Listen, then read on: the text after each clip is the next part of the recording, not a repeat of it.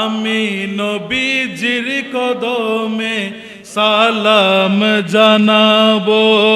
আমি জীবনে একবার মদিনা যাব, আমি জীবনে একবার। আমরা মদিনায় যেতে চাই কি চাই না? কারণ দুনিয়ার জমিনে আল্লাহর সৃষ্টি জগতের মধ্যে সবচাইতে সৌন্দর্যের জায়গা হচ্ছে মদিনাতুল মুনাওয়ারা। বলেন সুবহানাল্লাহ। তো সেই মদিনায় যেতে চাই কি চাই না? তো একটু মহব্বতের আওয়াজে আমি জীবনে একবার আমি জীবনে একবার আমি নবীজির কদমে। আরফাতের ময়দানে গেলে জীবনের গুনাহ মাফ হয়, আর খুদার রহমত সেতায় রাত দিন বর্ষণ হয়। সুবহানাল্লাহ। আল্লাহ বলছেন, বান্দা তুমি যত গুনাহ করো না কেন, একটাবার যদি তোমার উপর সামর্থ্য থাকে, একটাবার আমি আল্লাহর খানায়ে কাবার মুসাফির হয়ে যাও, তাওয়াফ করে যখন আরফাতের ময়দানে গিয়ে দুই হাত তুলে দিবা, আমি আল্লাহ তোমার জিন্দেগির গুনাহ ক্ষমা করে দেব। বলেন সুবহানাল্লাহ। সেজন্য আরফাতের ময়দানে গেলে জীবনের গুনাহ মাফ হয়, আর খুদার রহমত সেতায় রাত দিন বর্ষণ হয়। নূর নবীজির উম্মতে আমি, নূর নবীজির, একটু মহব্বতের আওয়াজে, নূর নবীজির উম্মতে আমি মদিনা ছুটে যাব।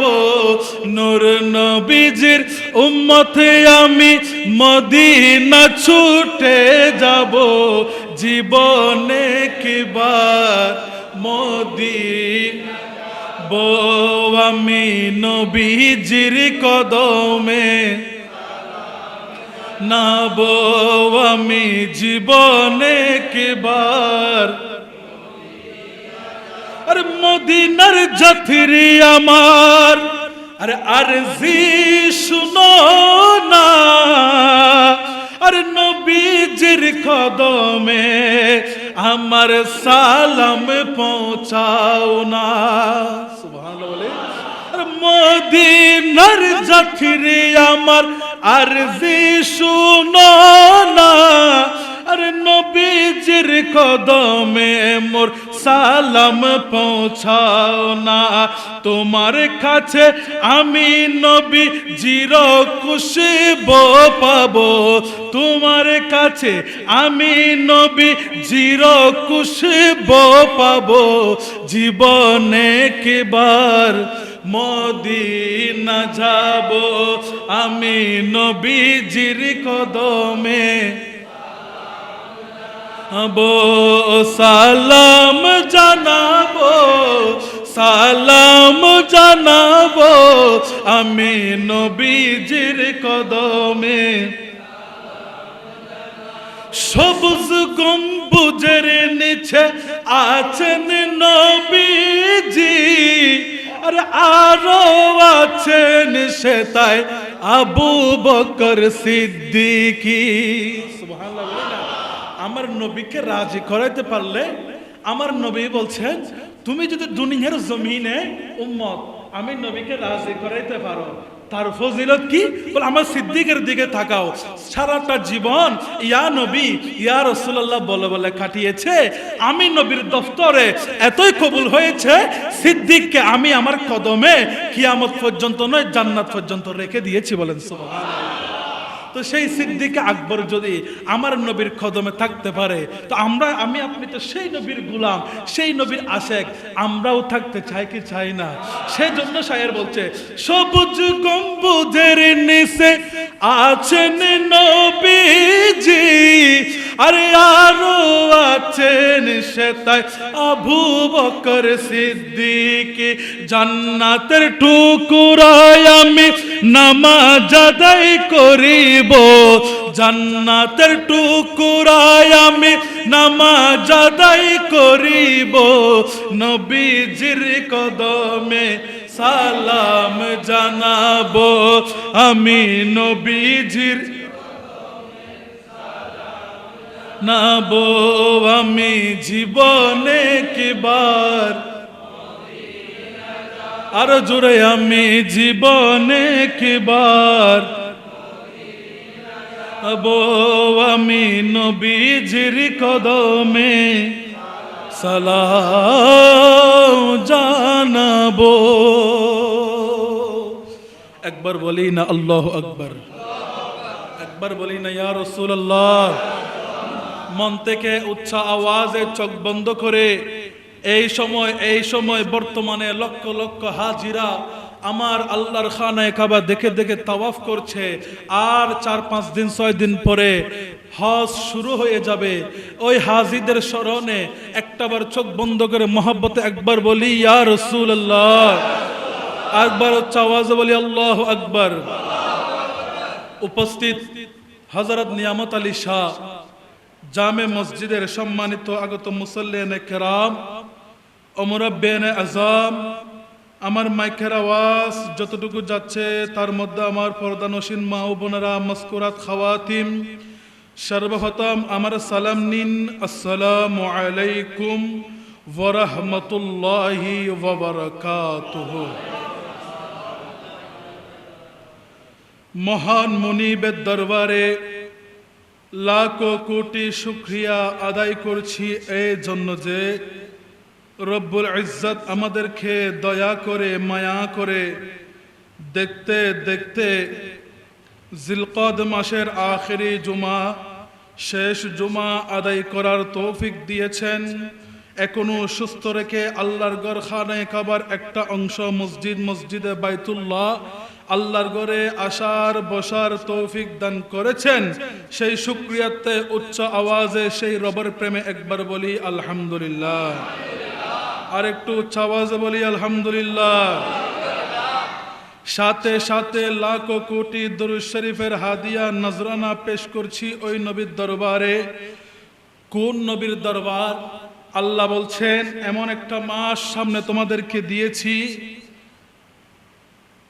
যেই মাসে লক্ষ লক্ষ হাজিরা আমি আল্লাহর ঘরে তাওয়াফের জন্য আমার মাহবুব নবীর জিয়ারতে যাবে। আমি আমার মাহবুব নবীকে শুধুমাত্র হাজিদের জন্য রহমত স্বরূপ প্রেরণ করি নাই। শুধুমাত্র মক্কাবাসীর জন্য নবী নয়, মদিনাবাসীর জন্য নবী নয়, হাজিদের জন্য নবী নয়। আমি আল্লাহ যেমন আলহামদুলিল্লাহি রব্বিল আলামিন, আমি আল্লাহ যেমন সমগ্র সৃষ্টি জাহানের প্রতিপালক, শুধুমাত্র বাংলাদেশের মানুষের রব নয়, বান্দরবনের মানুষের রব নয়, মিশরের মানুষের রব নয়, ইন্দোনেশিয়ার জনগণের রব নয়।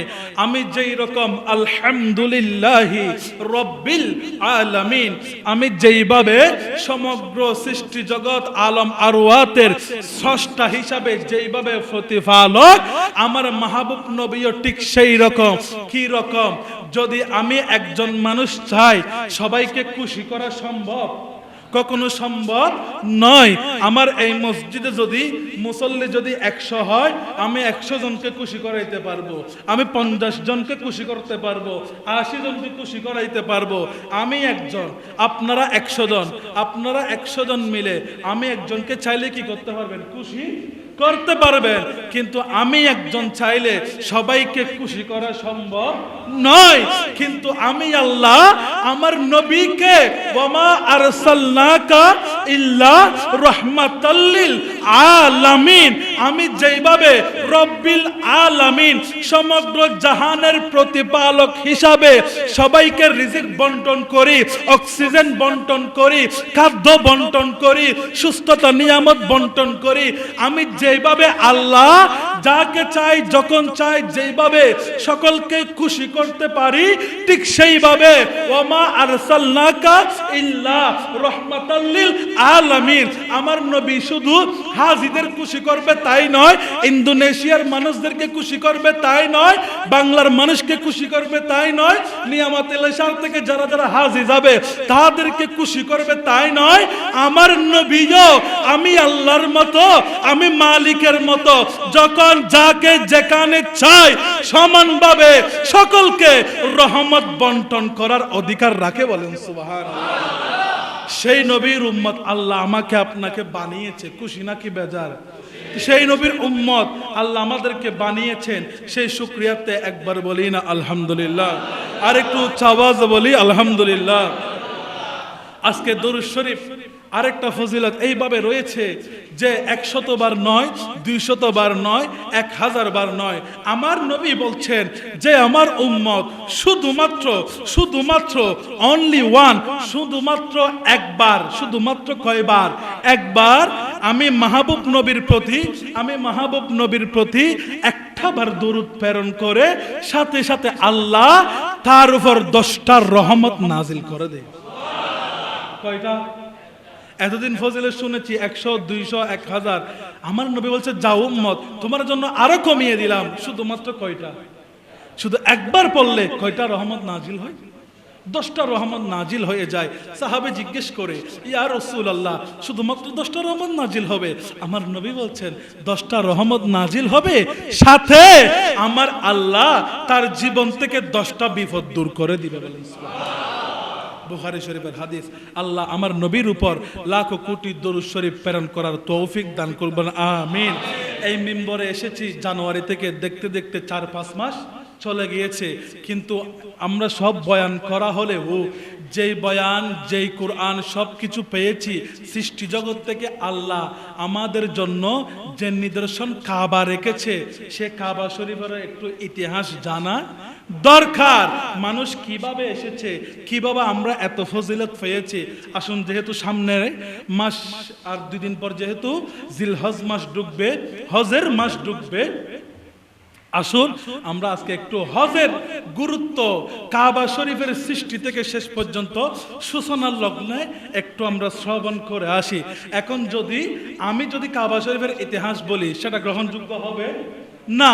আমার বাবা বললে সেটা দলিল হবে না, নিয়ামত আলী শাহ বললে সেটা দলিল হবে। মালিক নিজে মালিক হয়ে কুরআনের মধ্যে আয়াত দিয়ে কাবা শরীফের ইতিহাস বলে দিচ্ছেন। শুরু সূরা আল ইমরানের 96 আয়াত দিয়ে শুরু করছে আমার আল্লাহ, ইন্না আউওয়ালা বাইতিন উদিআ লিন-নাসি লাল্লাযী বিবাক্কাতা মুবারাকাও ওয়া হুদা লিল আলামিন। আমার আল্লাহ বলছেন নিশ্চয় নিঃসন্দেহে পৃথিবীর জমিনের মধ্যে আমি আল্লাহ সৃষ্টির শুরুতে আমি আমার ইবাদত করার জন্য সর্বপ্রথম খানায়ে কাবাকে সৃষ্টি করেছি। বলেন সুবহানাল্লাহ। তা আমি বলছি নাকি আমার আল্লাহ বলছে? এখানে কোনো অস্বীকার করার কোনো সুযোগ আছে? সেজন্য তো এক শায়ের খুব সুন্দর করে বলছে। এখন বলতে পারেন হুজুর আপনি এখানে বলছেন লাল্লাযী বিবাক্কাতা, আপনি বলছেন বাক্কা, কিন্তু আবার মুখে বলছেন মক্কা। মক্কাটা বাক্কা কেমনে হলো? শায়ের বলছে পৃথিবীর প্রথম ঘর কুরআনে তে বাক্কা, কিন্তু বন্ধুর নামের মিম দ্বারা করেছেন মক্কা। দেখেন আল্লাহ আয়াত নাজিল করেছেন বিবাক্কাতা, বাক্কা দিয়ে, কিন্তু বলছে যখন আমার নবীর কদম রেখেছে হাবিব বাক্কার বাবার শুরুতে আমি আপনার নামের মিম বসিয়ে বাক্কা থেকে মক্কা করে দিলাম। বলেন সুবহানাল্লাহ। পৃথিবীর প্রথম ঘর কুরআনে তে বাক্কা, বন্ধুর নামের মিম দ্বারা করেছেন মক্কা। আল্লাহ হো আল্লাহ হো আল্লাহ হো আল্লাহ আল্লাহ আল্লাহ লা ইলাহা ইল্লাহু, একবার বলি না আল্লাহু আকবার। তাহলে মক্কা শরীফের পূর্ব নাম কি ছিল? বাক্কা। কি নাম ছিল? বাক্কা। তো আল্লাহ বলছে, ওগো দুনিয়ার জমিনের মানুষ শুনে রাখো, ইন্না, নিশ্চয়, নিঃসন্দেহে, নিশ্চয়, নিঃসন্দেহে, হরফে মুসাব্বা বিল ফেল, যারা মাদ্রাসায় পড়ে তারা জানবে ইন্না, আন্না, কান্না, লাইথা, লাকিন্না, এগুলো হচ্ছে বালাগাতের কি কিছু টিপস, কিছু সূত্র। তো আল্লাহ বলছেন ইন্না, নিশ্চয়, নিঃসন্দেহে, আউয়ালুন মানে প্রথম, আউয়ালুন মানে প্রথম, আউয়ালা মানে প্রথম, বাইতিন মানে ঘর। আমি তাফসীর সহ ভেঙ্গে ভেঙ্গে বলছি বোঝার জন্য। ইন্না, নিঃসন্দেহে, আউয়ালা প্রথম, বাইতিন ঘর, উদিআ লিন-নাস মানুষের জন্য, নাস মানে মানুষ, উদিআ মানে স্থাপন করা হয়েছে, বানানো হয়েছে, তৈরি করা হয়েছে মানুষের জন্য, উদিআ লিন-নাস তৈরি করা হয়েছে, স্থাপন করা হয়েছে, লাল্লাযী বিবাক্কাথা, আমি আল্লাহ, আমি মক্কা, বাক্কা বানিয়েছি মানুষদের জন্য। কখন, কি জন্য? বলে মুবারাকা, যা বরকতময়, ওয়া হুদাল লিল আলামিন, বিশ্ববাসী, শুধু মুসলমানের জন্য নয়, খ্রিস্টানের জন্য নয়, হিন্দুদের জন্যও নয়, চাকমাদের জন্যও নয়, আমার সৃষ্টি জগতের যত কিছু সৃষ্টির ইনসান রয়েছে সকলের জন্য, হুদাল লিল আলামিন, বিশ্ববাসীর জন্য, বরকতময়, হিদায়াতের জন্য আমি সর্বপ্রথম, আমি আল্লাহ কাবাঘর নির্মাণ করেছি। বলেন সুবহানাল্লাহ। একটু জোরে বলবেন না সুবহানাল্লাহ। এখন বলতে পারেন কাবাঘরটা কোথায় অবস্থিত? এখন কুরআন যেটা বলছে, সায়েন্সও সেটা বলছে। বলে পৃথিবী কি? জোরে বলেন না, পৃথিবী কি? যেটা কুরআনও বলছে, সায়েন্সও বলছে, পৃথিবী কি? গোল। আল্লাহ বলছে, আমি পৃথিবীর উত্তর মেরুতে কাবা দিই নাই, দক্ষিণাংশেও কাবা দিই নাই, পূর্বাংশেও কাবা শরীফ দিই নাই। কুরআনও বলছে গোল, সায়েন্স বৈজ্ঞানিকরাও বলছে পৃথিবী গোল, আর আমি আল্লাহও বলছি এই পৃথিবী গোলাকার, যেহেতু কাবা শরীফটা এমন এক স্থানে দিয়েছি যেটার সোজা বাইতুল মামুর, ওই জায়গায় ফেরেশতারা আমি আল্লাহর ইবাদতে মগ্ন, ঠিক তার নিচে 1 ইঞ্চি এই দিকেও নয়, 1 ইঞ্চি ওই দিকেও নয়, তার বরাবর সোজা মাঝখান বরাবর আমি আল্লাহ কাবা শরীফ এই জন্য দিয়েছি যাতে উত্তর দিক থেকেও মানুষ আসে, পূর্ব দিক থেকেও মানুষ আসে, পশ্চিম দিক থেকেও মানুষ আসে, মাগরিব থেকে জুনুব পর্যন্ত সব জায়গা থেকে মানুষ যেন এক জায়গায় হাজির হয়ে আমি আল্লাহর হেদায়েত পাওয়ার জন্য, প্রার্থনা করার জন্য পৃথিবীর মধ্যখানে আমি আমার ঘরকে সেট করে দিয়েছি। বলেন সুবহানাল্লাহ। হাই হাই, আল্লাহ কত দয়া করেছেন। আল্লাহ চাইলে কাবা শরীফটা দক্ষিণ আফ্রিকায় দিতে যাওয়া সম্ভব নেই। আল্লাহ চাইলে সেটা সাগরের মাঝখানে দিতে পারতেন না, কিন্তু আল্লাহ দিয়েছেন ঠিক পৃথিবীর মাঝখানে, যাতে সব দিক থেকে মানুষরা একই জায়গায় উপস্থিত হতে পারে। বলেন সুবহানাল্লাহ। তাহলে প্রথম নম্বর আয়াত থেকে বুঝে পাইলাম ইন্না আউওয়ালা বাইতিন, সর্বপ্রথম ঘর আল্লাহ কি বানিয়েছেন? মক্কা শরীফ, কাবা বানিয়েছেন। কি বানিয়েছেন?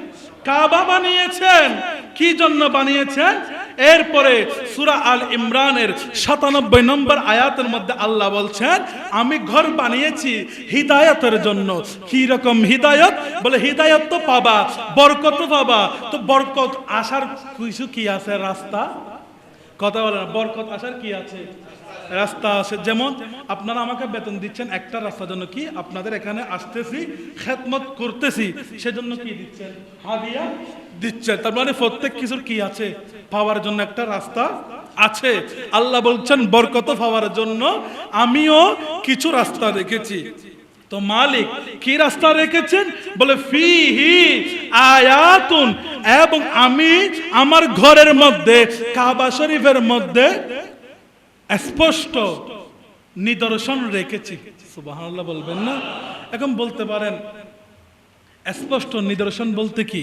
বলে যখন আমি কাবা শরীফ বানিয়েছি, এরপরে বাবা আদম কি করেছেন সেটা সংস্কার করেছেন। যখন হযরত নূহ আলাইহিস সালাতু ওয়াস সালামের যুগের মধ্যে প্লাবন হয়েছে, বন্যা হয়েছে পুরা পৃথিবীর মধ্যে, কি হয়েছে? প্লাবন হয়েছে, যখন ওই বন্যা হয়েছে, বন্যার সময় কাবা শরীফ কি হয়ে গিয়েছেন, মাটির সাথে ধূলিসাৎ হয়ে গিয়েছে, কোনো চিহ্ন ছিল। আবারও ইব্রাহিম খলিলুল্লাহর মাধ্যমে আল্লাহ কি করেছেন, ঘরটা আবার নতুন ভাবে সংস্কার করেছেন, কিন্তু ঠিক একই জায়গায়। কোন জায়গায়? একই জায়গায়। এখন আল্লাহ বলছেন, আল্লাহ পৃথিবীর জমিনে তো অনেক মসজিদ রয়েছে, অনেক কিছু রয়েছে, আপনি কেন আপনার ঘরের মধ্যে এত কিছু বরকত রেখেছেন? আল্লাহ বলছেন, ফিহি আয়াতুন, আমি এতে স্পষ্ট বাইয়িনাতুন, নিদর্শন সমূহ রেখেছি। কি নিদর্শন?